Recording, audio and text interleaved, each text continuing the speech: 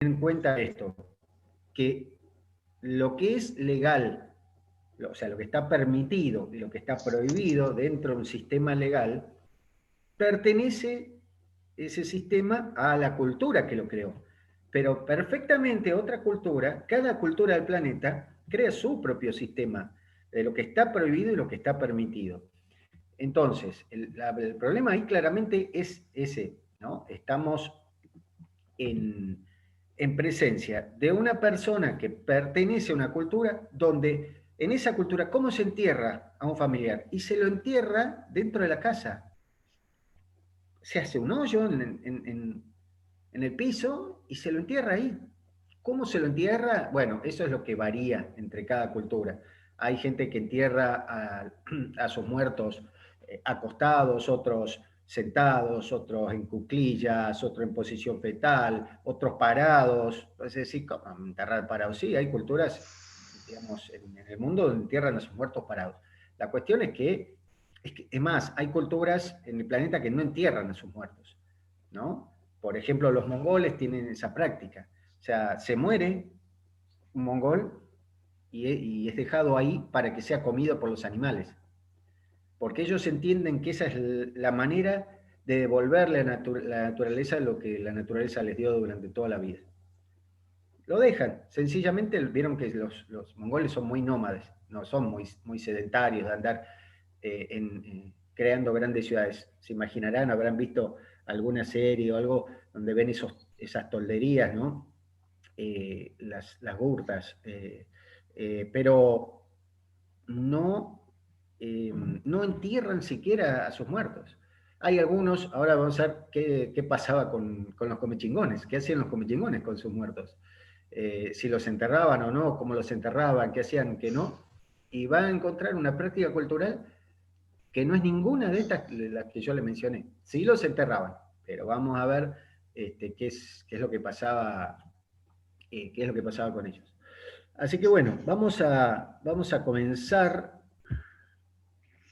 Voy a Perdón, compartir. ahí meto un bocadillo, Dale. Diego. También anduve por Mongolia. Ah, Y bien. aparte de lo que me decías de esto, le preguntaba, porque claro, si bien es cierto, tienen la choza esta circular, digamos, y al medio como una salamandra. Y ahí Sí. viven toda la familia. Tienen una fosa común que hacen un pozo y ese es el baño que van todos.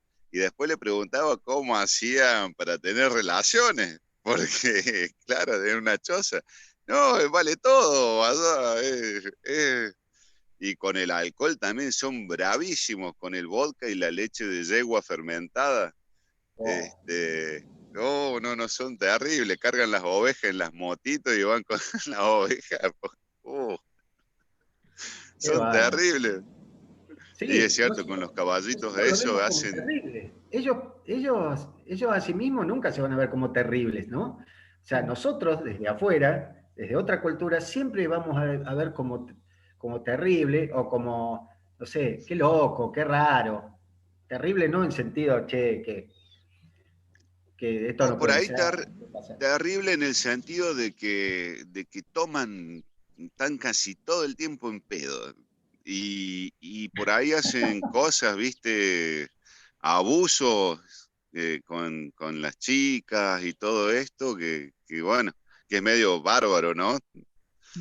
Y uno Sí. piensa que el imperio mongol fue el más grande del planeta y, y que es más, que dicen que nosotros tenemos descendencia hasta de Gengis Khan, de Sí, cómo se seguramente. proliferó en todo Mirá, el mundo. hace un tiempo, hay una empresa inglesa que vos le mandás una muestra, se hace un hisopado, vos mismo te haces como un hisopado, como hicieron a mí, que me metieron el coso hasta acá arriba, vos mismo te hisopás, lo cerrás y lo mandás a Londres, y ellos te dicen en, no sé, 15 días, de dónde son tus genes, de qué parte del planeta.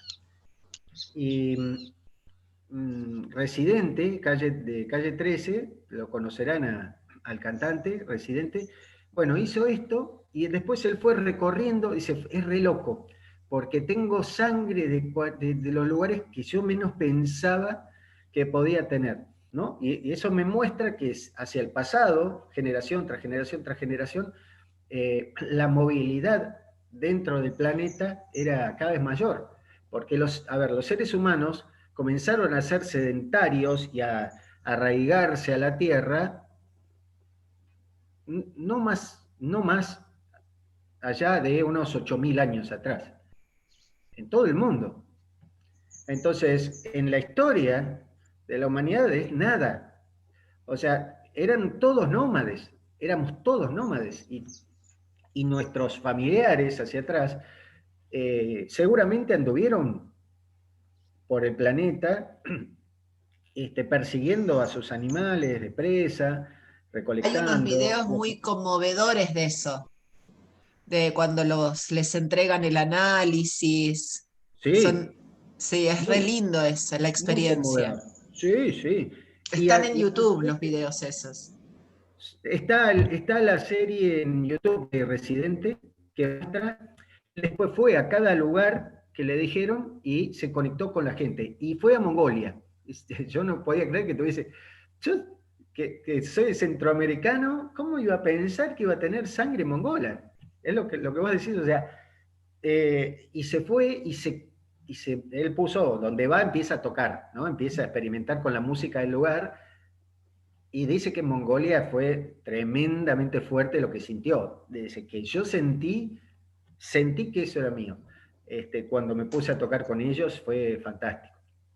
No, Diego, lo que te decía es que para desterrar como prejuicios sobre el lugar donde cada uno nace y a quienes quiere y a quienes no, con este mismo laboratorio Sí, hay un video en YouTube, ahora no me acuerdo cómo se llama, lo voy a buscar, donde juntan un montón de gente y le dicen, bueno, quiénes te caen bien, quiénes te caen mal, bueno, y cada uno dice, bueno, a mí me caen sí, mal los turcos, porque, y después de eso les hacen el análisis, que es el que vos decís, claro, y la mayoría o venían de ahí o tenían, sí, bueno, como que sí. pertenecen todos pertenecemos al mundo, bueno, Por es ejemplo, eso. había una chica en esas pruebas que es inglesa.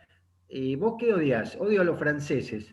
Sí, sí, sí, Ah, mira, vos odias a los franceses. Bueno, ¿sabés cuánto tenés vos de sangre, digamos, sí. francesa? No sé, era altísimo. Entonces vos te estás odiando a vos misma, porque una parte importante de la vida de tu clan familiar viene de ahí. Así que sí, es cierto, a partir de ahí es como que la gente empezó a pensar diferente, decir, opa, uf, me estoy odiando a mí mismo. Estoy como de- dejando de lado a toda esa herencia familiar, que yo la llevo, porque todos No, llevamos. o cuánto impuesto desde porque sos argentino tenés que odiar a, y que no tiene mucho sentido. Porque Sí, tenés que odiar a los, porque ellos, y eso está totalmente lo que vos decías, impuesto desde lo cultural. sí, sí, por ejemplo, a ver, los habitantes de Formosa no odian a los paraguayos o los misioneros, no los odian. O sea, si ellos viven cruzando de un lado al otro, están integrados. Eh, lo que van fundamentalmente a alimentar ese odio son nacionales de Argentina que no están viviendo cerca de ellos. Lo mismo con los brasileños, lo mismo con los paraguayos, con los chilenos, con todo. O sea, vos vas al norte de Argentina, al noroeste, a Jujuy, no te van a decir, che, odiamos a los bolivianos. No, Claro. para nada, al contrario. Si ellos entienden que culturalmente pertenecen a una misma nación, son herederos de una misma cultura, o sea, o de dos grandes culturas como fueron los quechuas y los aymaras, ¿no es cierto? Son o aymaras o son quechuas. Quechuas eran los incas, por ejemplo. Eh, pero bueno, me encantaría seguir hablando de todos estos temas, pero bueno, vayamos al tema que nos traía hoy a hablar, que es el de los comechingones. Bien, vamos a compartir pantalla. ¿Para que no te había puesto como anfitrión? Arrancamos a Bueno, hablar y ahí está. Todo bien. Ahí Ahí puedes vamos. compartir.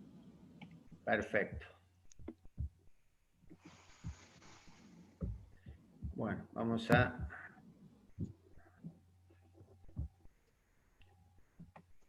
Bueno, los come chingones.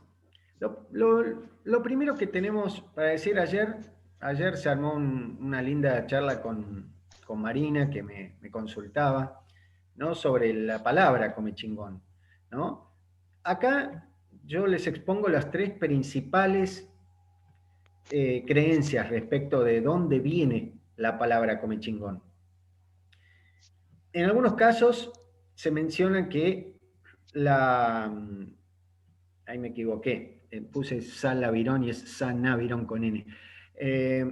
Viene del término Kamichingán, que en Sanavirón, que es este pueblo que habitaba al norte de los comechingones, eran habitantes de las cuevas o gente que vive en cuevas. O sea, se sostiene que el nombre Comechingón no es un nombre Comechingón, sino que es un nombre Sanavirón. Y en Sanavirón, Comechingón significa habitante de las cuevas. Otros mencionan que era característico un grito de ellos cuando iban a la guerra, que era Comechingón, muerte a ellos. Hay muy pocas palabras en Comechingón, o en Camiare, o en Enia, que son los dialectos que ellos hablaban, los Enia hacia el norte y los Camiare hacia el sur, en nuestra zona, los Camiare. Pero sea como sea y el dialecto que sea, esta puede haber sido una de las posiblemente razones por las cuales se los conoce como comechingones.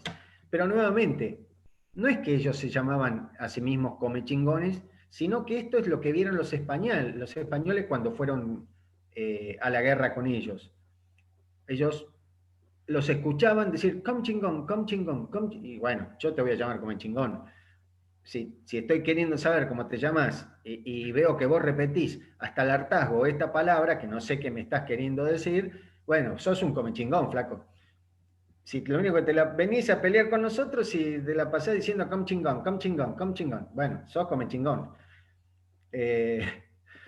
Digamos, esa es la segunda acepción de la palabra. Y la tercera vendría de comi o de cami, que significa sierra o serranía, y chin, que es pueblo. Llevado al plural vendría a ser pueblos de las serranías, o sea, gente que habita en las sierras, ¿no? Entonces, sea un grito de guerra, sea esta vinculación de la gente que habita en las sierras centrales, las sierras grandes de Córdoba, las sierras Comechingones de San Luis,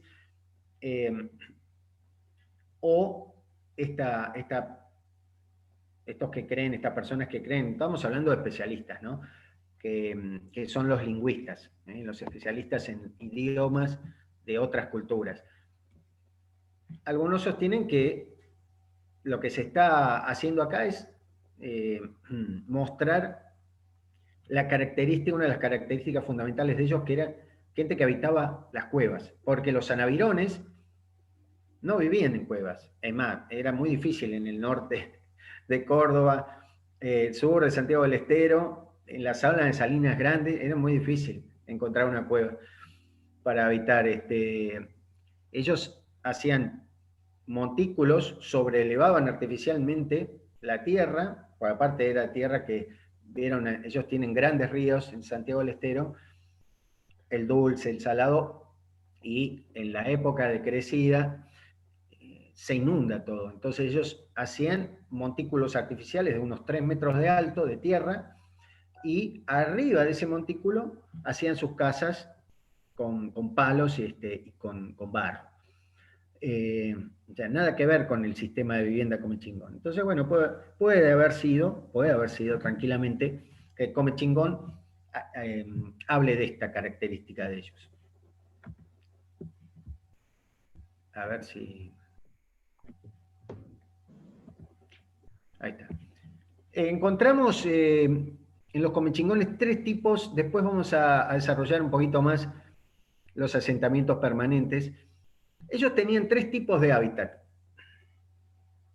no es que ellos habitaban solamente una parte de la sierra, la usaban toda. Los asentamientos semitemporarios, cuando hablo de semitemporario, quiere decir que no todo el año estaban habitados, hay momentos del año en que no había nadie ahí.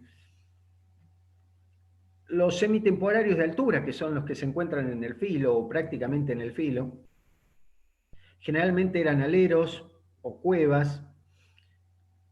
Fundamentalmente eran asentamientos momentáneos para dos cosas, o para ir a cazar, porque arriba en la sierra había mucho animal, y bueno, que el hombre lo fue lentamente, no ellos, ¿no? Cuando vinieron ya los españoles, empezaron a ir arrinconando y produjeron grandes matanzas, cosa que ellos no hacían.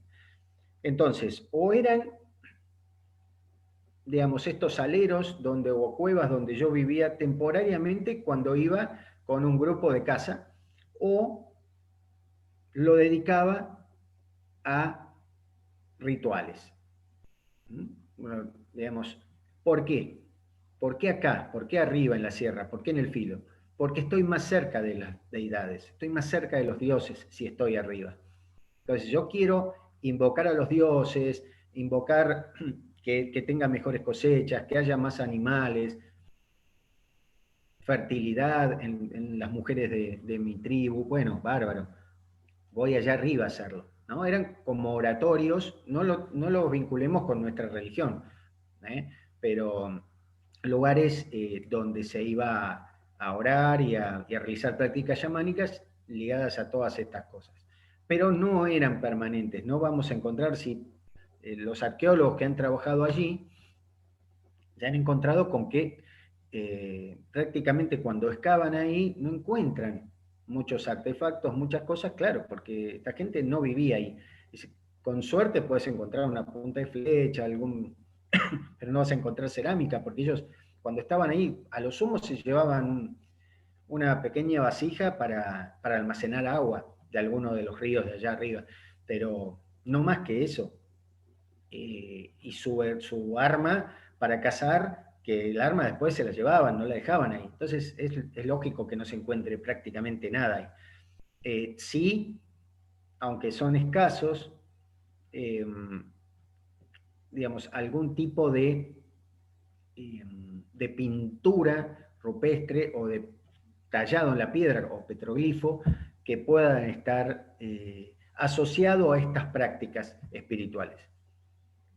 O sea, es muy común, por ejemplo, uno ver un animal preñado, un guanaco preñado o llama, en el caso de ellos, donde justamente lo que se está queriendo significar es esto, o sea, por favor, a sus deidades, que tengamos que tengamos muchos animales, de manera que podamos cazar, ¿no? Y esa hembra preñada a punto de parir significa eso, o sea, que haya abundancia.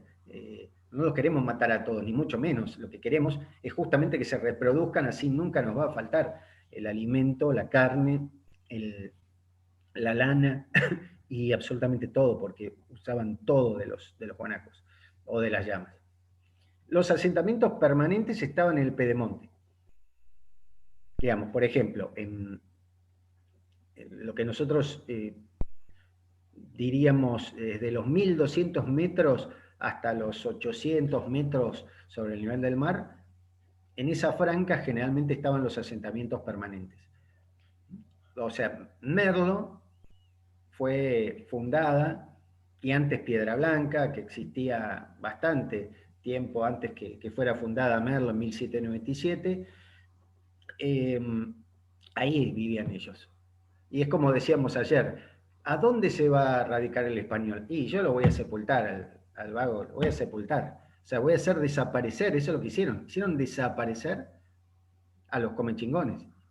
O sea, no solamente los hicieron desaparecer físicamente, masacrándolos, sino que los hicieron desaparecer culturalmente. Hoy mismo se siguen encontrando, por ejemplo, Cecilia Gabriel contaba que cuando hicieron el cavado de los cimientos, donde está la Biblioteca Popular, la Leopoldo Lugones, la cantidad de morteros que sacaron de allí abajo estaban sepultados. Los habían enterrado. ¿Los habían enterrado quiénes? Los colonos españoles, los que fueron ahí. O sea, algunos otros fueron, en vez de ser enterrados, los empezaron a usar, los empezaron a poner como decorado en los patios de las casas. Pero había que hacer por todos los medios una invisibilización de ese otro. Claro, ellos tenían algo a favor, estos colonos españoles. En el noroeste argentino hubiese sido muy difícil hacer esto. ¿Por qué? Porque hubiesen tenido que sacar piedra por piedra de ciudades prehispánicas hechas en piedra. Ojo, en algunos lugares se hizo. Chilecito está una supuestamente famosa tambería del Inca, que uno cuando va ahí no encuentra ninguna tambería. Una tambería en Tampu, en quechua, significa capital administrativa. Es como vendría a ser como San Luis, la ciudad de San Luis como capital. Ellos iban estableciendo sobre el territorio en ciertas capitales para poder administrarlo correctamente. Y bueno, en esa zona, lo que hoy es La Rioja, y sí, pusieron una gran capital. Pero la gran capital desapareció porque se chorearon toda la piedra. En este caso se la fueron llevando. Primero, el Palacio Municipal de Chilecito está hecho con piedras de la tambería.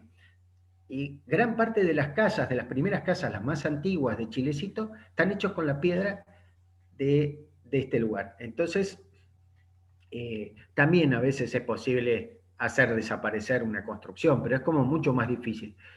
Ahora vamos a entender por qué, porque el sistema constructivo que tenían los comechingones no era usando la piedra, con lo cual esos materiales perecederos, si vos hacés desaparecer a un pueblo, chao. O sea, eso en muy pocos años es degradado biológicamente y desaparece. Y no queda rastro prácticamente de que ahí había una vivienda o una aldea, ¿no es cierto?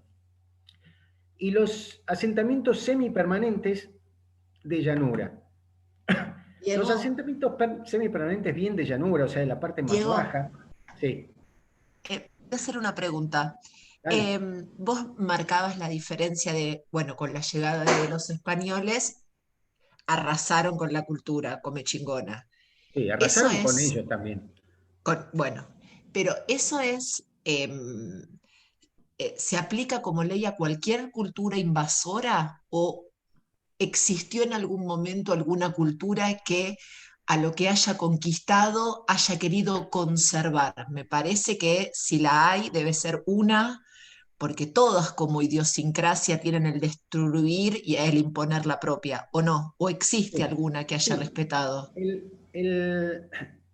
La mayoría de las culturas imperialistas, porque esto es el imperialismo, ¿no? Nosotros lo llamamos colonialismo a todas estas potencias europeas que después de Colón empezaron a adueñarse del territorio, ¿no? Los españoles, los portugueses antes de los españoles, los ingleses, los franceses, todas estas culturas europeas comenzaron, producto de esta política que tuvieron imperialista, ¿no? Un imperio que es, cuando decían el imperio romano, un imperio es una cultura que quiere expandirse. O sea, no necesita más territorio, pero yo me voy a expandir y voy a sojuzgar, a conquistar a todos. Los aztecas, por ejemplo, en Mesoamérica, los incas, son pueblos con esa política, digamos, obviamente eso está dentro de su cultura. Estos pueblos imperialistas o colonialistas, en nuestro caso, si se habla de América, fueron siempre pueblos que quisieron imponer por la fuerza generalmente su cultura. Nunca ninguno de ellos tuvieron la intención de integrar a la cultura local y que, bueno, vivamos juntos en armonía. No lo hicieron ni los portugueses en Brasil, ni los españoles en todo el resto de América. Centroamérica, en Norteamérica ni los ingleses ni los franceses, ni los españoles en el sur de Estados Unidos. No, realmente parece ser una condición de los imperios, esa, ¿no? El querer sojuzgar al otro e imponerle su cultura. Yo quiero eliminarte culturalmente. Ojo, no creamos que esto Ni solamente ni siquiera anterior a la época de la colonización existió Mira, eso. no, Siempre mira, se arrasó. sí, porque es muy romántica esa mirada que a veces yo leo en ciertos artículos que dicen, porque cuando estaban los pueblos originarios, eh, todo era paz y amor y se vivía en armonía y, ¿qué? O sea, nadie peleaba Claro, entre claro. ellos, no había problemas entre ellos, claro que los había. A ver, unos 80 años antes que llegaran los españoles, los incas entraron al territorio argentino. Yo digo argentino, en ese momento no existía la Argentina, pero para que nos ubiquemos. Unos muchachos peruanos que un día nacieron como cultura en el Cusco y se empezaron a expandir por toda América. Por toda América, por todo el contrafuerte de la cordillera de los Andes, hacia el norte, hasta Ecuador, Colombia, hacia el sur, hasta Argentina, Chile. 16.000 kilómetros de carretera. Y ellos originalmente, como pasaba con los aztecas en Centroamérica, eran un pueblo incluso pequeño en cantidad no eran grandes fuerzas militares, pero eran tipos que tenían una capacidad increíble no solamente de ir a hacer la guerra, pues en muchos casos, esta gente, antes de venir, los incas, mandaban emisarios que iban como que de alguna manera preparando, era como mandar a alguien y decir, che, vos tenés que hacerte inca, tenés que adoptar la cultura inca porque es lo mejor que te puede pasar. No, pero muchachos, a ver, yo soy un huaca. No, pero mirá, probemos. En, en la zona de Tucumán, actualmente de Tucumán, hubo pueblos enteros bolivianos traídos por los incas a vivir ahí. O sea, los sacaban de su territorio y los mandaban a otra parte de Sudamérica, porque ellos sostenían, lo tenían muy claro, que si yo saco una persona se va a hacer fuerte y va a defender su territorio, pero que si yo lo llevo a otro territorio, se vuelve manso. Y así fue. O sea, y hubo grandes culturas que tuvieron esta política muy parecida a la de los españoles. A ver, los mapuches, ¿qué hicieron? Los mapuches son originarios de Chile, entre dos ríos, entre el río Bío y el Toltén. Cruzaron en un momento, antes que llegaran los españoles, del lado argentino y sometieron a todos los pueblos pampas que allí habitaban, entre ellos los ranqueles o ranculches, la gente de los carrizales. O sea, el ranquel, digamos, ranquel es una palabra mapuche. No sabemos cómo se llaman. Fíjense la fuerza que tuvo la cultura mapuche, someter, dominar, imponer sus condiciones, incluso decirle, bueno, ustedes ahora se van a llamar los ranculches. No sabemos cómo se llamaban, no lo sabemos. Ahora, ellos hoy, vos vas a Pueblo Ranquel, en el sur de la provincia, y ellos con mucho orgullo te dicen, somos ranqueles. Está perfecto. Pero lo que hay que saber es que para atrás, un poquito para atrás en el tiempo, sucedió eso. Vos sos hoy orgulloso de pertenecer a la nación Ranquel cuando la nación Ranquel, como la conocemos, nació de la invasión y el dominio de otra cultura que venía de Chile, ¿no? Porque, ¿qué pasó con los antiguos habitantes de allí? Que son los tehuelches, los pampas, o sea, desaparecieron. ¿Se entiende? Entonces, no es tan cuentito de hadas el pasado no lo es, digamos. Entonces, con esto no le resto importancia a lo que hicieron los españoles, que ha sido tremendo. Pero, por ejemplo, y ya siendo gobierno argentino, el general Julio Argentino Roca, ¿no es cierto?, entre 1877 y 1884, digamos, realiza la campaña al desierto. Genocidio de millones de almas que allí habitaban en la Patagonia y en el Chaco, que eran dos grandes regiones que todavía no pertenecían a la Argentina. Y si la Argentina ya existía, ahí ya no eran los españoles, ahí éramos nosotros, ¿no? Este señor que está en el billete de 100 pesos, ahora creo que, bueno, ya desde el gobierno de Cristina se lo eliminó, ya no está más ahí, pero ¿para qué? ¿Quién financió eso? 69 grandes terratenientes de la sociedad rural argentina que después se hicieron dueños de la Patagonia. Entre ellos los Martínez de Hoz, por ejemplo, que fue un ministro de Economía. Bueno, ni el gobierno argentino, los gobiernos argentinos, ni los españoles pueden sacarse esas atrocidades que cometieron, pero hacia atrás en el tiempo, antes que llegaran los españoles, ya estos pueblos vivían haciéndose la guerra. En el noroeste argentino, los pueblos del noroeste argentino eran tremendamente guerreros, pero tremendamente guerreros, vivían invadiéndose entre ellos. Ni hablar de los pueblos amazónidos, los guaraníes. Los guaraníes también han sido invasores eran gente que vino del norte, de lo que hoy es Brasil, y terminó sometiendo a los pueblos que habitaban en la actual Misiones, Corrientes. Los guaraníes no eran los dueños de las tierras. Ellos vinieron también hace muy poquito antes que llegaran los españoles. Entonces, fíjense, unos máximos 100 años antes que llegaran los españoles, ya había 3 grandes culturas que estaban invadiendo al territorio argentino. Una por el noreste, los guaraníes, otro por el noroeste, los incas, y otros por del oeste hacia el este, en el centro de la Argentina, los mapuches. 3 invasores.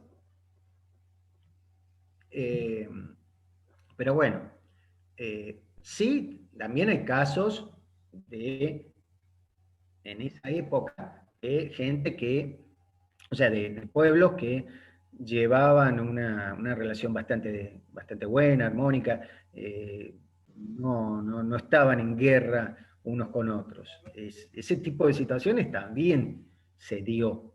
En las sierras centrales fueron gran parte del tiempo espacios bastante escasos de luchas. O sea, el Comechingón, ahora lo vamos a ver. El Comechingón, vieron que hay algunas fuentes históricas que dicen que eran muy aguerridos, y otros que dicen que eran pacíficos.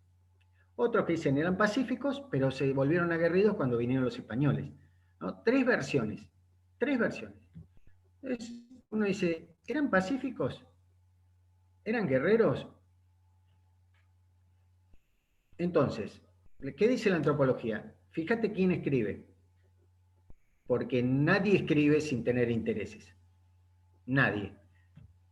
Entonces, ¿quiénes dicen generalmente en las crónicas históricas, quiénes son los que dicen que los comechingones eran grandes guerreros?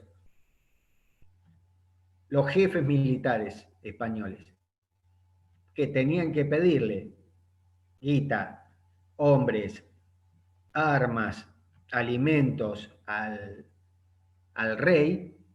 ¿Y cómo justifico que yo necesito todo eso si esta gente es mansa, pacífica, quiere vivir tranquilo? No me sirve ese argumento. Entonces voy a decir que son tremendos, son terribles, que no paran de asolarnos y que nos quieren, claro, ¿cómo no te van a querer echar si vos sos el invasor? Pero entonces uno después agarra esa crónica, la lee hoy, dice, fulanito dijo, tal conquistador dijo, eso es bueno, ya está. No, hay que hilar más fino, dice la antropología. Ojo, porque el que está diciendo algo tiene un interés en lo que está diciendo. ¿Quién tiene interés en decir que esta gente eran pacíficas, que eran mansos, que eran tranquilos, que se podía llegar a pensar en una integración? El clero, la Iglesia católica, ¿no? Porque ellos con que iban con la misión de evangelizar. Esa formidable, magnífica, impresionante obra de una de estas órdenes, ¿no? La de los jesuitas, lograron hacerlo, lo lograron,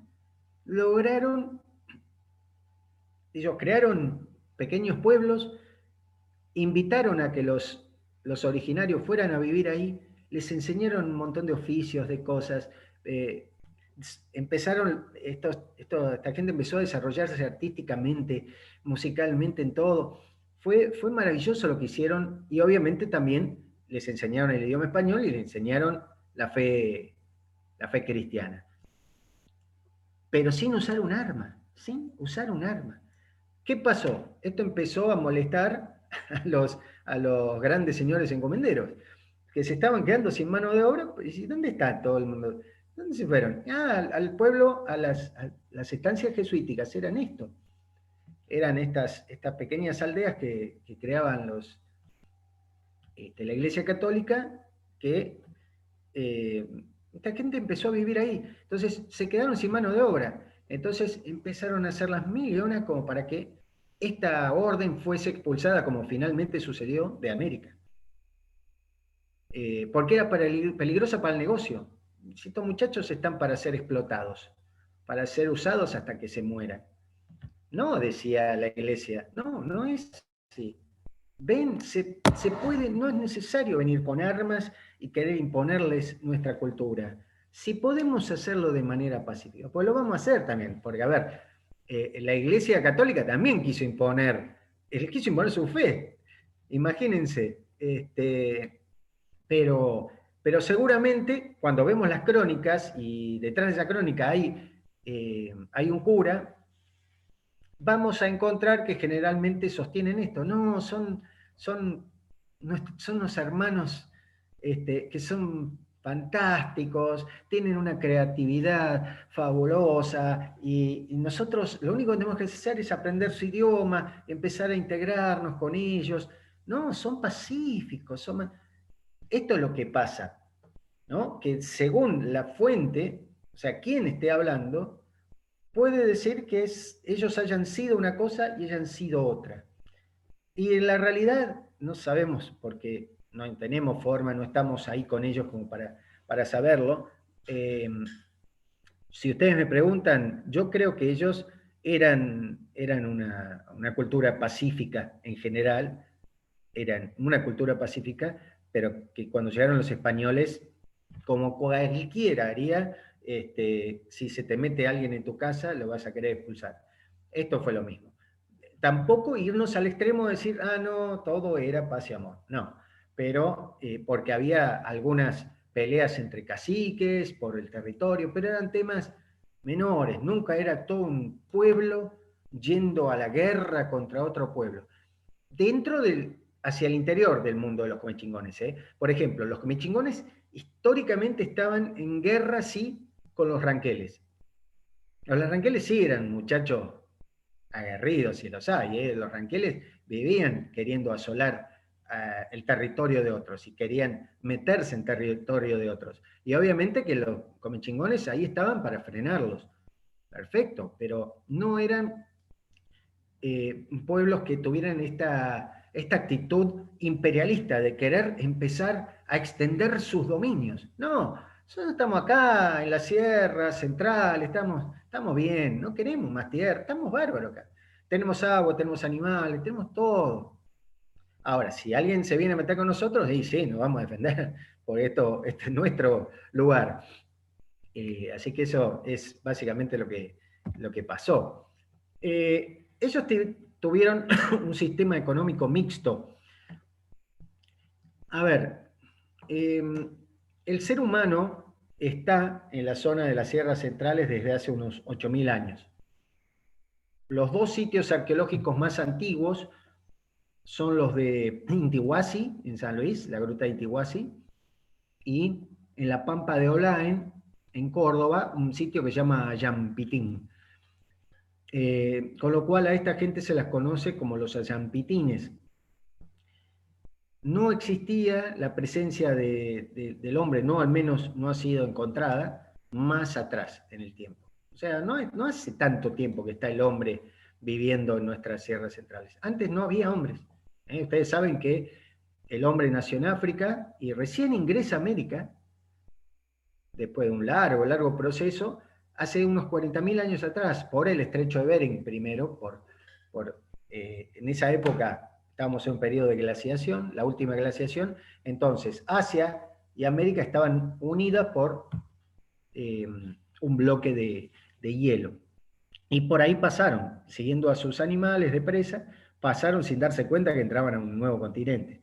Después de la glaciación, ese puente desapareció, ese puente de hielo, y quedó nuevamente el estrecho de Beringia, que separa ambos continentes. Entonces, ¿cómo siguieron llegando a América? Por vía transpacífica, o sea, a través de Polinesia, Micronesia, en balsas, y bordeando la costa o sea, cruzar el estrecho de Bering con estas balsas e ir bordeando la costa de lo que sería el Océano Pacífico. Pero llegaron, claro, porque si entraron por Alaska, ¿cuánto pueden haber tardado en llegar hasta el sur del continente, en Sudamérica? Y llegaron más o menos hace unos 8.000 años. 8.000 años. En esa época, en las sierras centrales nuestras, en toda la Argentina, vivía una fauna muy diferente a la actual, que se la conoce como la megafauna. Ahí en el libro que yo les quiero compartir está muy detallado toda esta fauna, ¿no? Como los megaterios, los milodontes, los toxodontes, todos estos animales que cada tanto se encuentran, como se encontró también en Merlo, que ahí están los restos en el Museo Lolma. Estos animales eran todos muy grandes, muy grandes. Por eso se los conoce como la megafauna. Y estos primeros habitantes de las sierras centrales cazaban esos animales. El hombre era solamente cazador y recolector. No existía todavía el conocimiento de la agricultura. En nuestro continente, los primeros manejos de cultivos comenzaron hace unos 5.000 años atrás en Bolivia con la papa. Los centroamericanos con el maíz, pero estos fueron los primeros cultivos hace unos 5.000 años atrás. Recién llega ese conocimiento de lo que es un cultivo a nuestro territorio mucho más cerca de nuestra era. Con el mayor de... con mucha suerte, hace unos 2.500 años, o sea, 500 años antes de Cristo, aproximadamente. Muy cerca ya de nuestra era.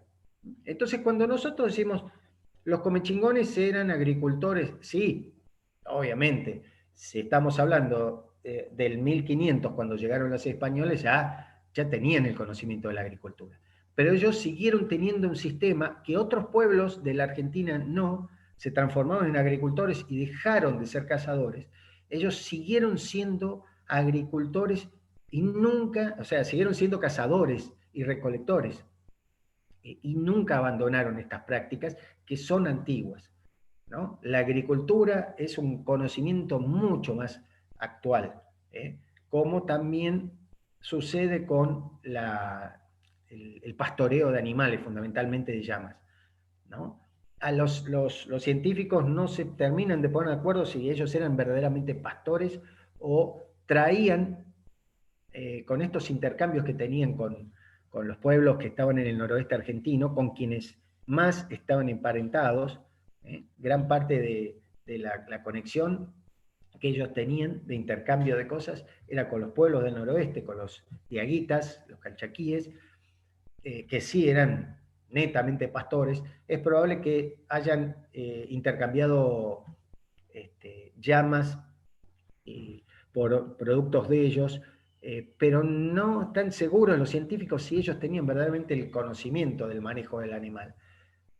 Pero algunos sostienen que sí, que también eran pastores.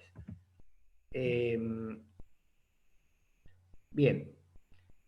Instrumentos, bueno, desarrollaron instrumentos fundamentalmente hueso. Los comechingones eran expertos en hacer instrumentos, artefactos en hueso. Los huesos de los animales los utilizaron para todo prácticamente. Incluso tenían esta costumbre de, por calor y por abrasión del agua, aplanarlos, doblarlos, para encontrarles diversas utilidades. Pero en hueso fabricaron prácticamente todo lo que se les pueda ocurrir, como agujas, punzones, espátulas y algunas herramientas para las tareas textiles, ¿no? Las armas, fundamentalmente, ellos utilizaron la lanza con la punta de proyectil en piedra en el extremo, y ellos adornaban estas armas, estas lanzas, en la parte del cabezal con huesos de animales. Eso creían ellos que les daba mayor poder como cazadores, y que los espíritus de esos animales lo iban a beneficiar. Así, bueno, en la última etapa, ya cuando llegaron los españoles, los comechingones habían adoptado el uso del arco y la flecha, pero ellos seguían siendo portadores del arma que tradicionalmente habían usado, que era la lanza. La lanza había demostrado ser fantástica para ellos. Y un ranquel con solo una lanza es casi probable que no cazara nada. Con un terreno abierto, desprovisto de vegetación y demás, olvídate. Por eso ellos desarrollaron el concepto de la boleadora, para bolearlo los animales. Lo que sí hacían los comechingones, iban a cazar generalmente en grupos, iban arrinconando los animales. O sea, ellos se distribuían por el terreno en forma circular, iban caminando hacia el centro donde estaban los animales, los iban arrinconando, y por donde el animal quisiera escapar, ahí lo lanceaban. O los llevaban hacia las quebradas, los iban arrinconando en una quebrada, y ahí los mataban. Pero siempre con esta idea de matar lo que necesito para comer. Después, obviamente, cuando vino la agricultura, los animales dijeron, bueno, por fin llegó algo nuevo, con lo cual el hombre se va a alimentar, y nos dejan un poco tranquilos, porque la presión en la medida que fueron creciendo estos pueblos, que nunca fueron grandes pueblos en cantidad de habitantes, los comechingones, estamos hablando de 500 personas que podían formar parte de un pueblo. A ver, si esto lo comparamos con un pueblo como Tafil en el noroeste argentino, en Salta, que llegó a tener 80.000 habitantes, bueno, o sea, ahí podemos, nunca un pueblo comechingón llegó a superar las 500 personas. Muy raro que superaran ese número. También ellos desarrollaron la cestería. La cestería es algo que les vino por influencia del mundo amazónico, no del noroeste argentino, sino que les vino a través de Santiago del Estero como influencia amazónica. Son las culturas amazónicas los grandes cesteros. O sea, no por nada, digamos, no vamos a encontrar gran tradición en cestería hoy 2020, si vamos al noroeste argentino. Y si la vamos a encontrar en Chaco, en Formosa, en Corrientes, en Santiago del Estero, ¿no? Porque esta es una práctica cultural netamente amazónica, y los comechingones la habían adoptado. es muy interesante ver esto, ¿no? Cómo el pueblo comechingón, que habitaba el centro del país, adoptó costumbres tanto de un mundo cultural como era el andino y de otro mundo cultural como era el amazónico. Ahora, no adoptaron absolutamente todo. Por ejemplo, ellos no tenían cerbatanas, ¿no? Que es un arma típica amazónida. Nunca la adoptaron. Por eso es lo que yo les decía, o sea, cada pueblo decide qué va a formar parte de su vida, de su cultura, de su vida en definitiva, y qué no, ¿no? El uso del chaguar, de la fibra del chaguar para hacer los cestos, utilizando esta técnica del espiralado, era característica de ellos. En cuanto a alfarería, ellos no fueron, si lo vamos a comparar con la alfarería de otras partes de la Argentina, no fueron los grandes alfareros. Sí tuvieron alfarería, fundamentalmente de carácter utilitario, para almacenar agua y alimentos, pero en la pasta con la que estaba hecho la cerámica comechingona es bastante pobre, por decirlo de alguna manera. Esto no quiere decir que ellos no supieran hacerlo. Es lo que yo les decía antes, o sea, yo no estoy hablando mal de ellos, simplemente cada pueblo decide en qué se especializa y en qué no. ¿Por qué tenemos que ser los mejores alfareros de la Argentina? ¿No? Hay alfarería en el norte de la Argentina que uno la toca y es como una campana. O sea, está hecho con unos materiales, con una técnica de cocción incluso, realmente soberbia. A ellos no les interesó esto. O sea, sí les interesó no me importa que las piezas no tuvieran el acabado, ni que tuviera grandes pinturas en ellas. No, bueno, con tener cierta alfarería para nosotros era suficiente, ¿no? Miren la cantidad de formas, la urna, que es esta vasija muy grande donde enterraban en algunos muertos, no es propia de ellos, por eso prácticamente no la tengo en cuenta. Las urnas sí son típica forma de enterratorio del norte argentino. O sea, eso se sostiene que fue un intento de ingresar una práctica cultural de otro, que no tuvo mucho eco porque no hay casi urnas funerarias de ellos en ningún sitio arqueológico. Bueno, vasijas de todo tipo, de toda forma, cucharas, y estas estatuillas. Las estatuillas que estaban hechas en cerámica, que tienen la cara muy bien trabajada y el resto del cuerpo generalmente no. La mayoría tiene senos, con los cuales se dice, bueno, evidentemente es femenina. En algunos casos es una mujer que está embarazada. Se han encontrado miles. Estas estatuillas son únicas, son características del pueblo comechingón, no las hizo ningún otro pueblo.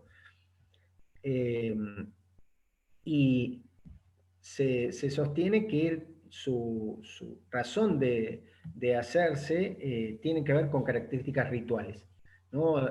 Ritos de fertilidad fundamentalmente. No eran utilitarias, no se hacían estas estatuillas con fines utilitarios, no servían a fines cotidianos, prácticos de todos los días. La decoración realmente era geométrica. Vieron que hay lugares donde se ha hecho decoraciones que son muy naturalistas, ¿no? De animales, de vegetales, incluso humanos, muy naturalistas. Ellos no, toda la decoración que hacían era geométrica. Seguramente cada uno de esos símbolos geométricos algo quería significar. No lo sabemos, no sabemos qué, pero seguramente todo tenía un significado. Se hacía cuando todavía estaba fresca la arcilla, antes de cocerla, utilizando un punzón de estos de hueso que mencionábamos antes, bien afiladito, se iban grabando fácilmente las formas geométricas. Eso después se llevaba al horno, que básicamente hay dos formas de cocer la arcilla. Ellos utilizaron uno de los dos, otros pueblos utilizaron el otro o ambos, que es el que se conoce como de atmósfera oxidante. Yo puedo poner un conjunto de piezas cerámicas todavía frescas que voy a cocinar, las voy a transformar en toda esta alfarería.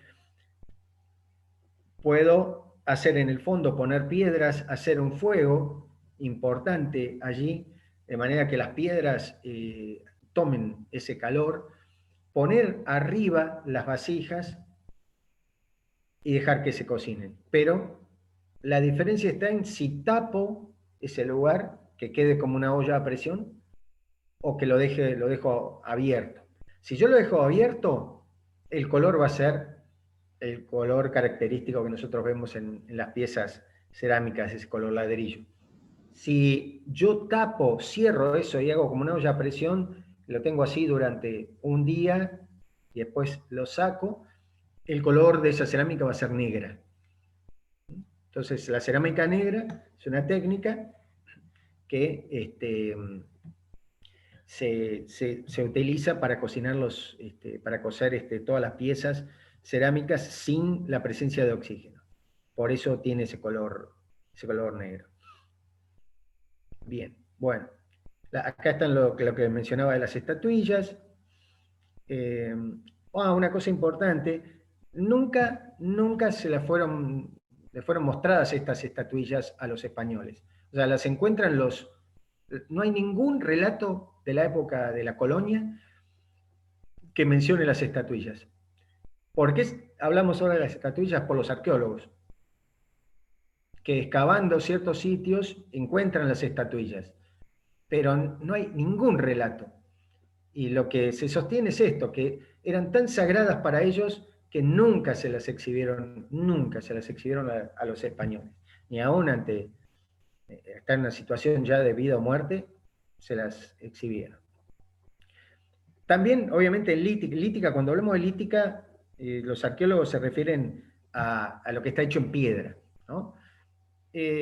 Obviamente que el cuarzo fue el material, por lo abundante en toda la región, fue el material fundamental para construir artefactos en piedra, especialmente ya sea en canteras, como de manera secundaria en el curso de los ríos, donde encontramos todo tipo de piedras ya de menor tamaño en cuarzo.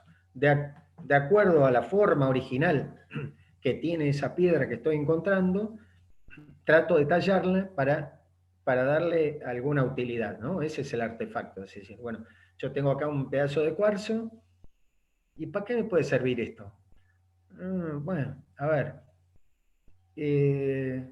empiezo a tallar, muchas veces eso que tallaba se partía, con lo cual tenía que empezar de nuevo, pero básicamente ellos utilizaban el cuarzo para las armas, ¿no? Para esa punta de proyectil, de flecha.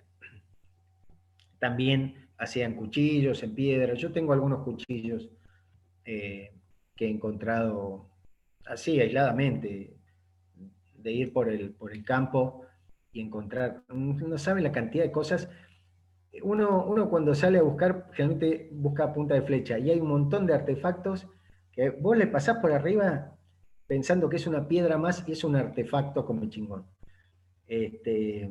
Por ejemplo, lo que son las raederas, que es un... A ver si yo tengo, creo, una acá.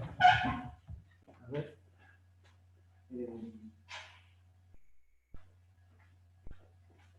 Miren. Esto, por ahí uno le pasa por arriba y dice, bueno, es una piedra. Pero, ¿ven el filo que tiene? Incluso tiene de este lado el lugar exacto, perfecto para poner mi dedo y usar para raer, sacar la raedera. Es un artefacto que se usa para despegar el pelo del cuero del animal, ¿no? Esto tiene mucho filo, créanme que tiene mucho filo. Bueno, y uno por ahí lo ve y dice, bueno, es un pedazo de piedra. No, es un artefacto, come chingón.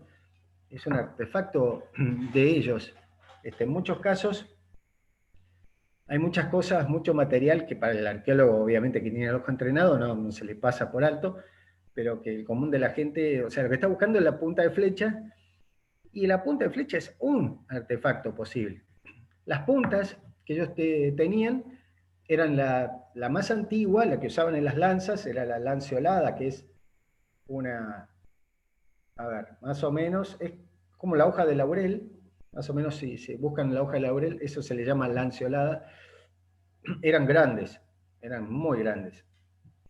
Con el correr del tiempo y más cerca de la llegada de los españoles, fueron puntas muy pequeñitas, triangulares generalmente, eran un triángulo.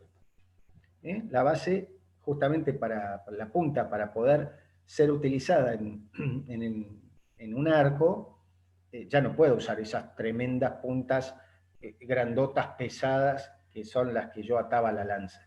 No puedo tirar de un arco con una flecha de este tipo.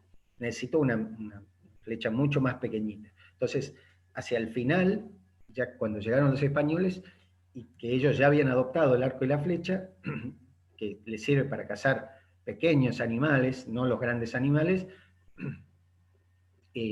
sí encontramos estas puntas ya triangulares.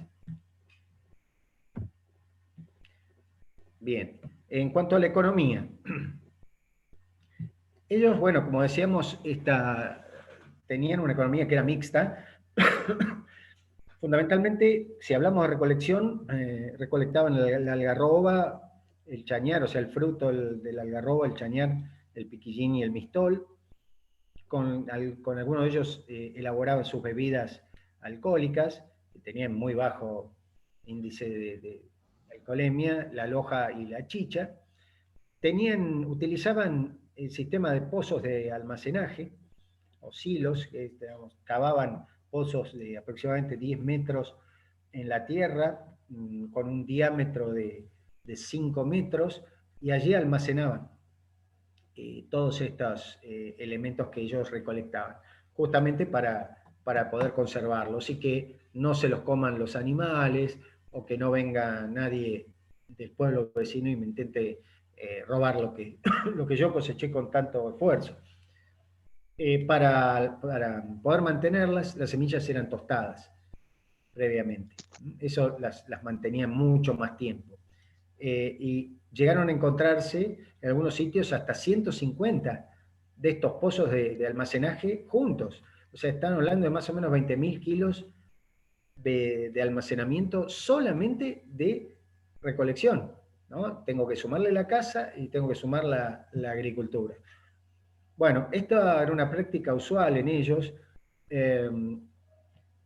invitar, y por eso yo les decía, es probable que ellos hayan tenido una buena relación en general entre ellos. Era muy común esta práctica de invitarse de una aldea a otra, cosa que hacían los hombres, no es un comentario machista el mío, digamos, pero son sociedades patriarcales, ¿no? Ahora la mujer está queriendo romper con 20.000 años de patriarcado, y lo van a lograr, y es justo que estemos en una sociedad más igualitaria, pero bueno, uno va peleando contra 20.000 años de instauración del patriarcado en gran parte de las sociedades del mundo. Las sociedades más antiguas eran matriarcales. La mujer era la que tenía la manija, por decirlo así. Entonces ellos invitaban a hombres de otras aldeas y ellos les daban todo lo que tenían para comer, para beber, y realmente se la pasaban días y días enteros en fiestas. Las mujeres sirviendo, los hombres disfrutando.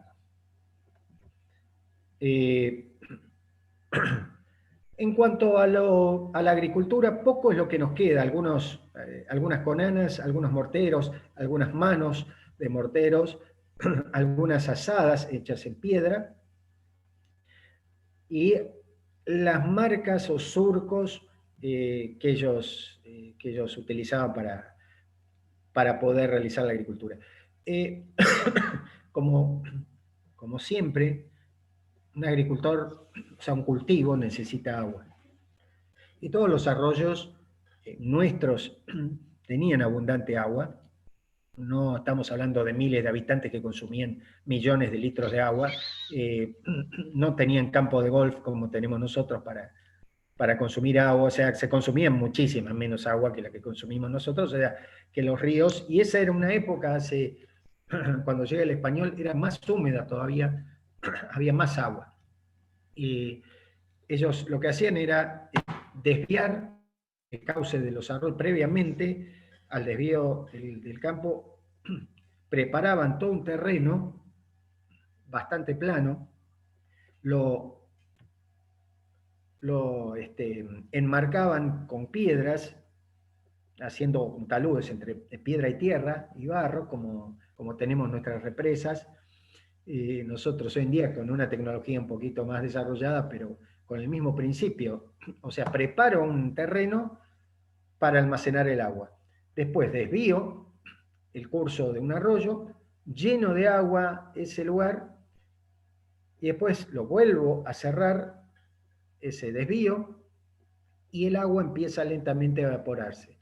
Cuando está prácticamente, está muy húmedo, pero no hay prácticamente agua en superficie, ellos ahí sembraban. Eso mantenía la humedad suficiente como para ir desde la siembra hasta la cosecha, todo un periodo. Generalmente se manejaban de esa manera. Nunca la zona de cultivos estaba cerca de las viviendas.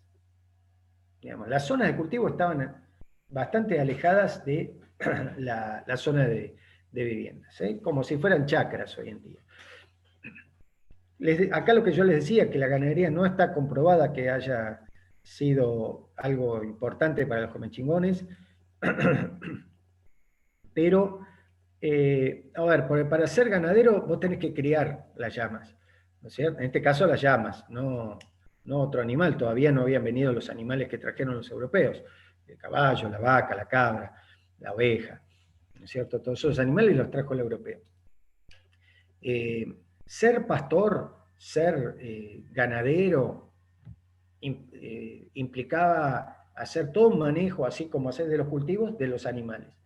No se ponen totalmente de acuerdo los científicos con certeza, como para decir, sí, fueron pastores de llamas, eximios pastores, como sí en el noroeste, tenían recontra clara. Diego, yo te puedo hacer Sí. una pregunta. Vos Sí, decías, por supuesto. vos decías que eran aproximadamente 500 en total. ¿Cómo se distribuían? Porque ¿qué? ¿Eran distintos asentamientos por familias? ¿Cómo se distribuían? Porque ellos eran sedentarios. Y a lo Sí, largo de para la llegada del español se habían sedentarizado mucho. Se habían sedentarizado mucho y ya había aldeas con máximo por ahí 500 personas. Ahora vamos a...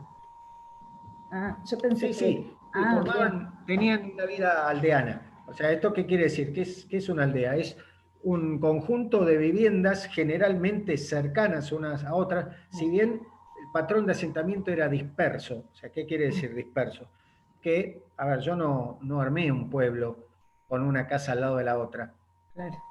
¿No? O sea, el sistema de los españoles, ¿cuál fue? El del damero, ¿no es cierto? La cuadrícula. Yo agarro en el centro de la plaza.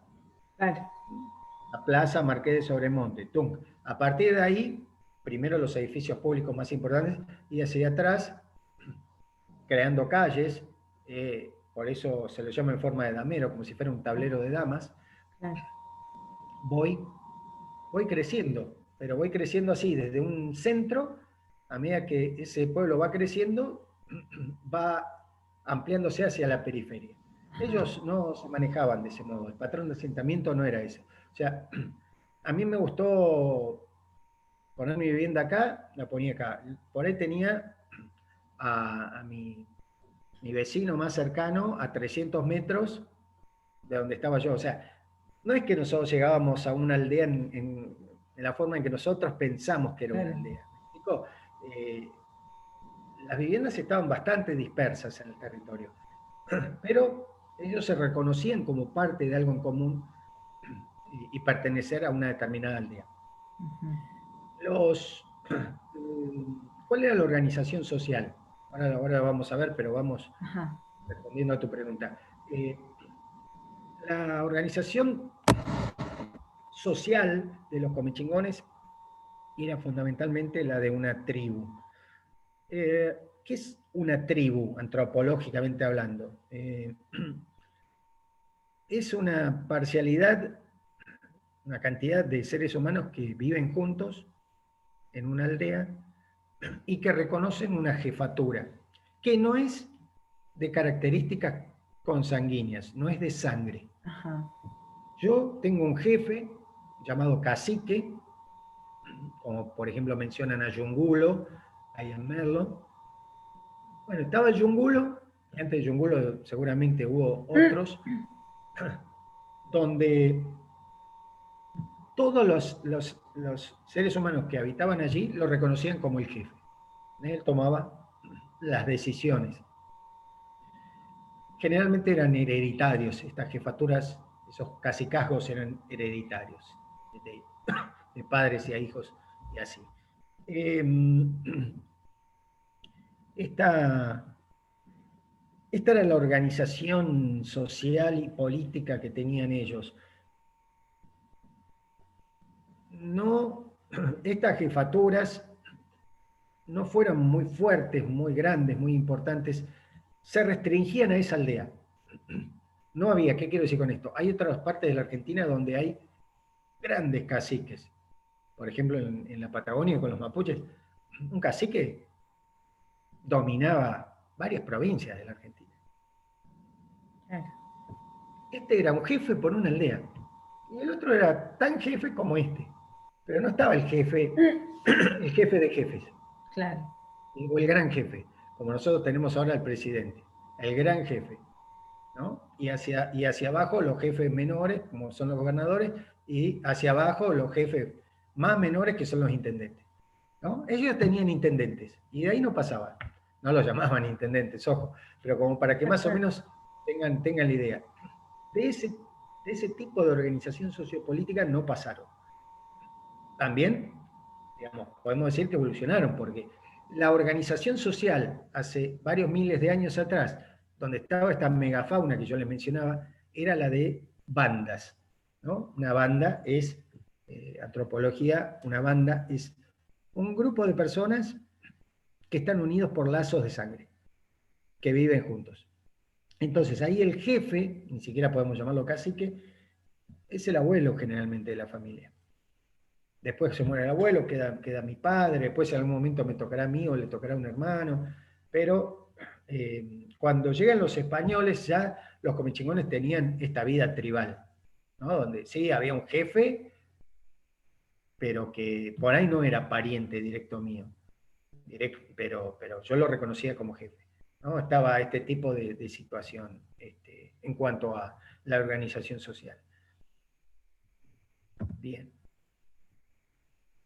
Veamos más o menos cómo eran estas aldeas, ¿no? Dentro de una aldea, estaban los espacios residenciales, donde estaban las viviendas. Ahora vamos a ver bien cómo eran las viviendas. Como que había un sector, si bien estaba dispersa dentro de la aldea, la zona de viviendas estaba claramente delimitada. Pero había otras zonas de la aldea que se utilizaban para otros usos. Por ejemplo, basurero. El basurero es el lugar donde, bueno, tiramos la basura. Ellos también tuvieron que tirar, ellos también generaban basura, ¿no? Plástico, obviamente, pero de todos los animales que cazaban, no todo se transformaba después en un instrumento. Gran parte de esos huesos eran descartados. Bueno, todo lo que, digamos, ellos iban descartando, tenían un sector que llamaban de basurero, donde iban tirando toda esa basura. Para los arqueólogos es fantástico, porque de ver ese basurero, ellos fueron descubriendo todas sus prácticas culturales. También tenían lugares de almacenamiento, donde decíamos, donde estaban estos silos o estos pozos de almacenaje. Había zonas de talleres, ¿no? Donde veríamos gente tallando la piedra, cortando los huesos, raspándolos, afinándolos, preparándolos para que se transformen en un artefacto. Habría gente empezando a hacer sus hilados para hacer prendas de vestir, ¿no es cierto? La zona de talleres vendría a ser la zona de trabajo. Ellos tenían claramente diferenciados dentro de una aldea los lugares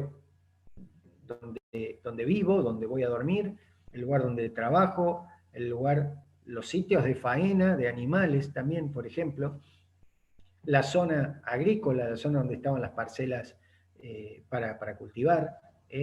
Algunos, en el caso de tener animales, tener los corrales. Los corrales eran hechos que nosotros en nuestra sierra tenemos muchísimas especies que tienen espinas, así que todas estas ramas secas, entreveradas entre ellas, de eso se hacían los corrales. Por eso ahora no encontramos los corrales. ¿Dónde están los corrales? Y porque los corrales no eran hechos con piedra. O sea, esta práctica del corral hecho en piedra que encontramos en la sierra es español. No es Comechingón. Los corrales comechingones desaparecieron, o estaban hechos en materiales que son perecederos. Algunas aldeas llegaron a tener hasta 40 viviendas, ¿no es cierto? Estos son los casos de las grandes aldeas. La mayoría no llegaba ni remotamente a esas 40 viviendas. Desde ya que con el tiempo, como nos pasa a nosotros ahora, vieron que toda la costa hacia el sur de Merlo se está conurbanando con Merlo. ¿Eso qué quiere decir? O sea, Carpintería, por ejemplo, ya es una unidad con Merlo.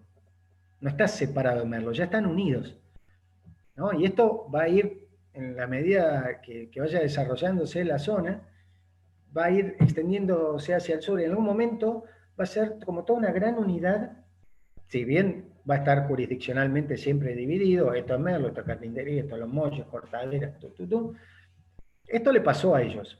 Estas aldeas, en muchos casos, estuvieron muy cerca una de otra, formando lo que se llama una localidad extensa. Pero, ojo, sin transformarse en una ciudad o un pueblo. No es que después estas aldeas se fueron uniendo entre ellas, no. Siguieron siendo aldeas claramente separadas unas de otras, cada una con su cacique. Y una indicación generalmente, la más clara de estar llegando a una aldea en esa época, era esta, ¿no? Era todo un espacio que estaba cercado, como fortificado, por estas plantas espinosas y por las tunas. Esto de hacer cercos con tunas es una práctica cultural de los comechingones, que muchos pobladores, muchos colonos europeos la adoptaron, les pareció muy bueno, si aparte la tuna tiene muchas propiedades. Esto sí era un elemento que utilizaban los comechingones para establecer límites, de marcar límites entre ellos. Las casas pozo, la vivienda comechingona, característica. No hay otra cultura en Argentina con estas características. Realmente. ¿Qué es lo que se sostiene desde la antropología que pasó acá? Hace varios miles de años atrás, en todo el territorio argentino, la gente habitaba en cuevas o en aleros. Y lo que la antropología sostiene es que esta práctica cultural persistió en algunos pueblos y en otros no, se descartó rápidamente y se crearon otro tipo de viviendas ya permanentes. Y que lo que debería haber pasado con los comechingones es esto, que ellos trataron de seguir reproduciendo esa forma de vivienda original que ellos traían de sus ancestros, y crearon esta casa pozo, ¿no? Bueno, yo no tengo acá la cueva, no tengo la gruta, pero artificialmente cavo en la tierra, en la base pongo piedras generalmente, y luego hago un techo de material perecedero, y de esta manera vivo. Esas son las que se conocen como las casas pozo, ¿no? Ahí ven más o menos las dimensiones que solían tener.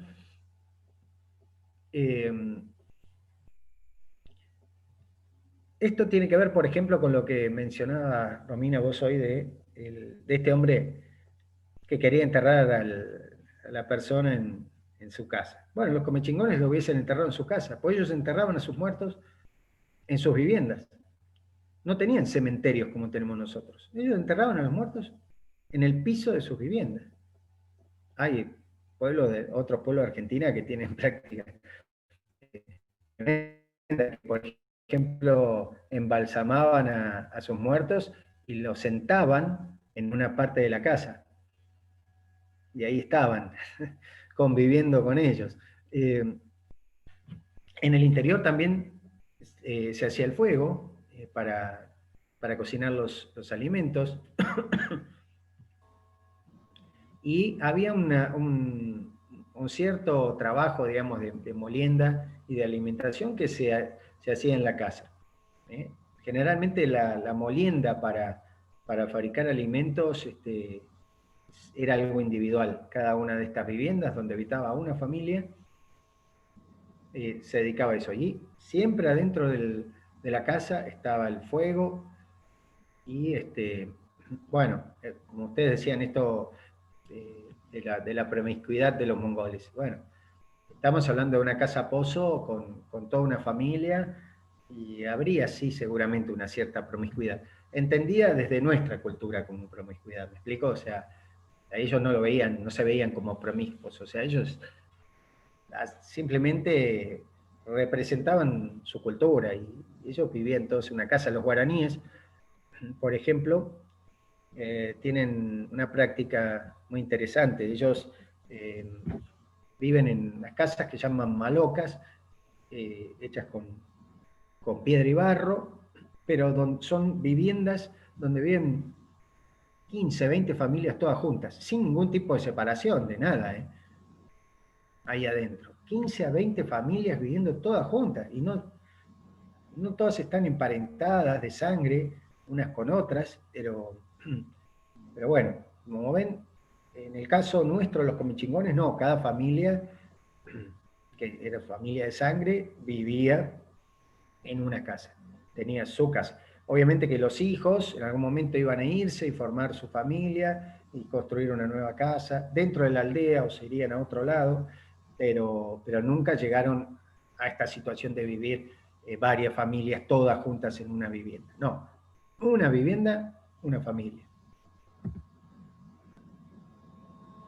Bueno, la vida aldeana tiene ventajas. O sea, el vivir en aldeas favoreció mucho la defensa del territorio. Si estamos viviendo todos juntos, concentrados, es mucho más fácil defender nuestro lugar. Favorece obviamente la reproducción, porque si yo vivo en una aldea, no me muevo tanto, ¿no? Y si no me muevo tanto, tengo muchas más chances de reproducirme más fácilmente. Porque pasaba con los pueblos antes que eran más nómades, la mujer quedaba embarazada y se veía sometida por el hombre a tener que moverse, a trasladarse, a llevar todos los enseres domésticos, embarazada de todo. En muchos casos perdían los bebés, gran parte de esos bebés a pasar penurias en cuanto a alimentación y todo. Muchas veces los bebés morían. Y a veces también morían, obviamente, las madres. Con lo cual, cuando yo me transformo en sedentario, tengo muchas más chances de que la población aumente. Para cuidar los recursos, para defenderme no solo del ataque de los otros, sino del manejo de los recursos que me está dando el lugar, ¿no? El vivir en aldeas fue algo muy interesante. Y esto de cambiar a vivir en comunidad, ya no en familia, ¿no? Por decir, yo tengo una vivienda donde estoy con mi familia, pero gran parte del día estoy afuera y estoy en comunidad. O sea, ya somos como dejamos de ser una familia. No vivimos exclusivamente dentro de una familia. Digamos, ya vivimos en comunidad. Somos cientos de personas viviendo juntas, sentándonos con el cacique, tomando decisiones, como pasa en nuestras sociedades hoy día. Esa jefatura implicaba que se tenían que tomar, ese jefe tenía que, no solamente, a ver, era jefe en el sentido de decir, bueno, vamos a la guerra o nos vamos a defender, había que organizar las actividades. ¿Vos te vas a dedicar a la casa? Bien. ¿Vos vas a recolectar? Bien. ¿Vos vas a cultivar? Bien. ¿Vos vas a cuidar el ganado? Bien.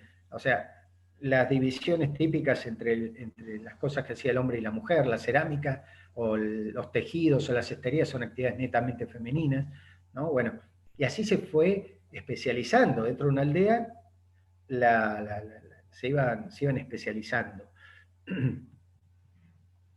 Y empezaron a establecerse relaciones comerciales y políticas con otras aldeas.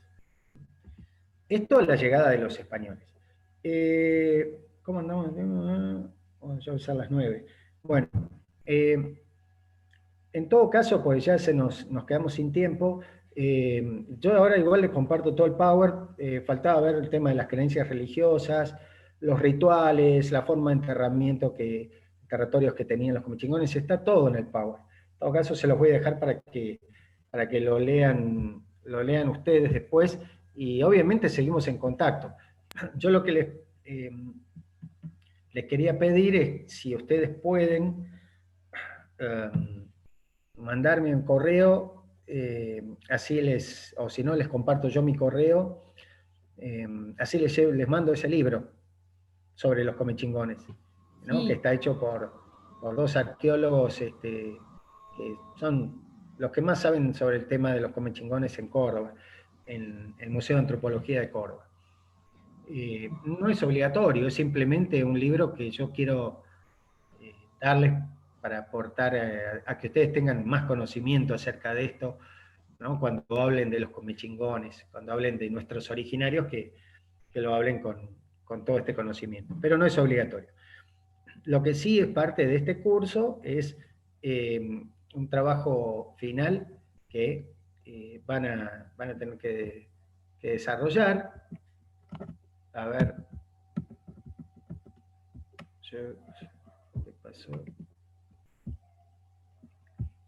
Voy a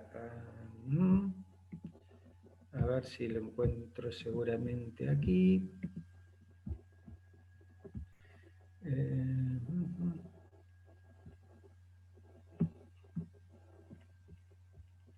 Después igual se los mando, pero yo lo que les voy a contar ahora qué es lo que queremos hacer.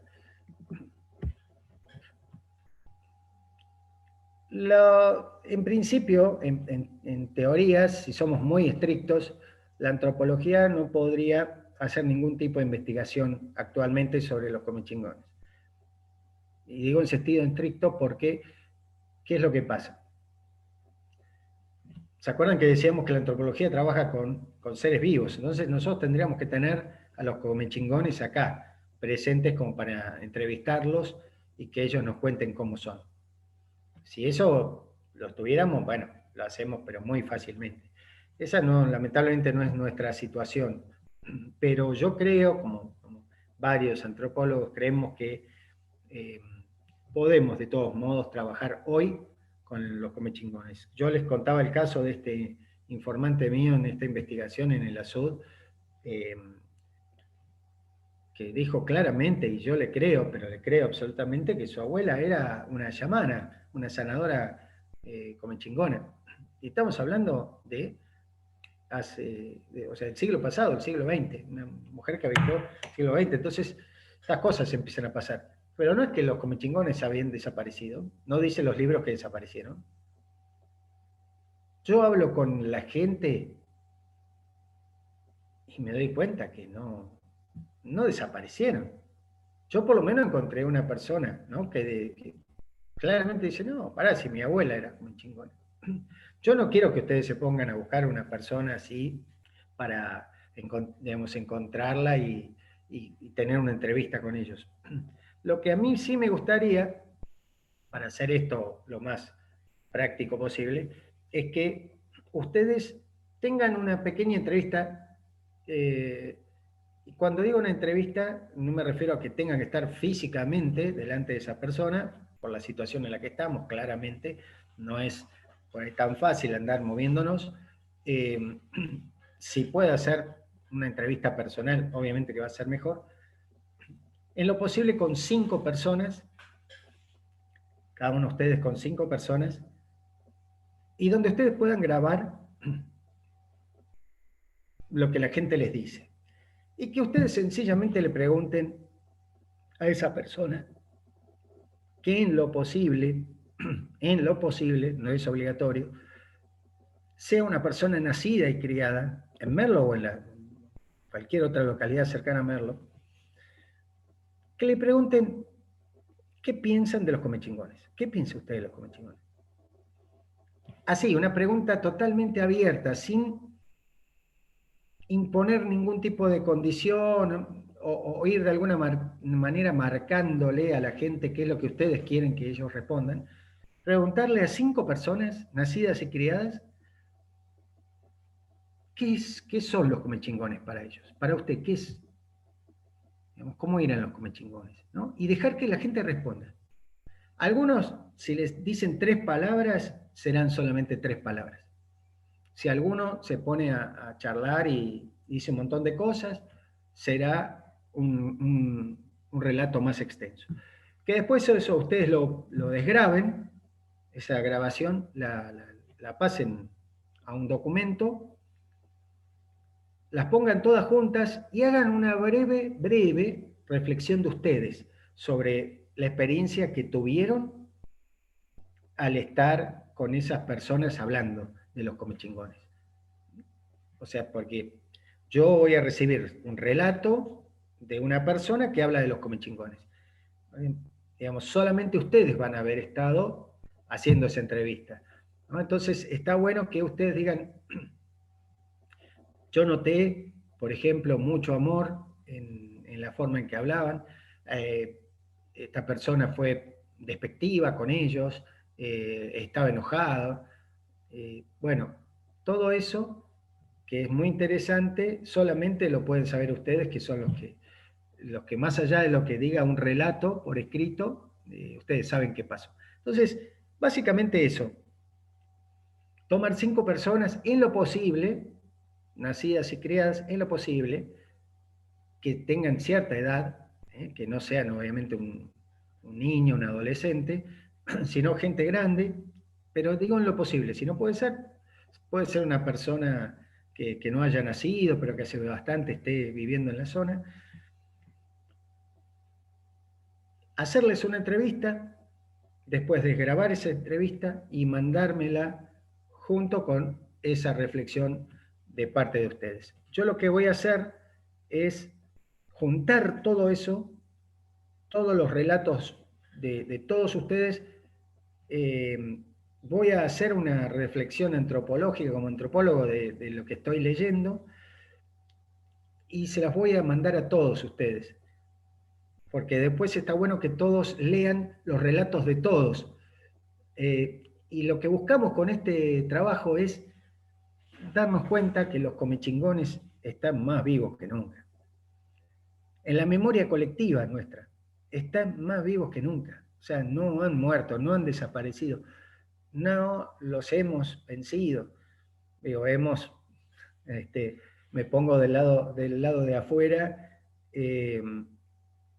porque bueno, digamos, mi familia viene 100% de España, 4 apellidos, pero digamos, creo que sería esto interesante, ¿no? Poder dar cuenta de cómo los comechingones siguen vivos en nuestra memoria. Si alguno de ustedes puede encontrar a alguien que se reconozca como parte de esa cultura, es decir, yo soy descendiente de comechingones, bueno, eso es espectacular, sería fantástico poder encontrar una persona así, pero yo no quiero subirle tanto las expectativas, porque después, no, pero profe, que no encuentro, que esto, que el otro. Bueno, para este trabajo yo les voy a dar 15 días. Hasta el 30 ¿no? Ah, no, pues te veo como negando. No, Ya. no, sí, digo hasta el 30. No, digo, 15 días como para que puedan enviar ese trabajo. El que lo tenga antes, me lo manda antes. Ahí ahora yo después voy a compartir en el grupo todo esto que les estoy diciendo, se los comparto por escrito, con todas las consignas. Ahí está mi correo. Ahí me escriben. Entonces, el trabajo que da por terminado este curso es ese, ¿no? El haber hecho esas entrevistas y haber hecho una reflexión final de cada uno de ustedes. Con eso damos ya por aprobado el curso. No hay un examen, no hay un examen teórico de preguntas, ¿no? No conmigo. Bien. Así que de Una esta manera pregunta. estarían cumpliendo ya con todos los requisitos como para poder terminar esta parte del curso. Sí, acá te quieren hacer una pregunta. Ah, se cortó.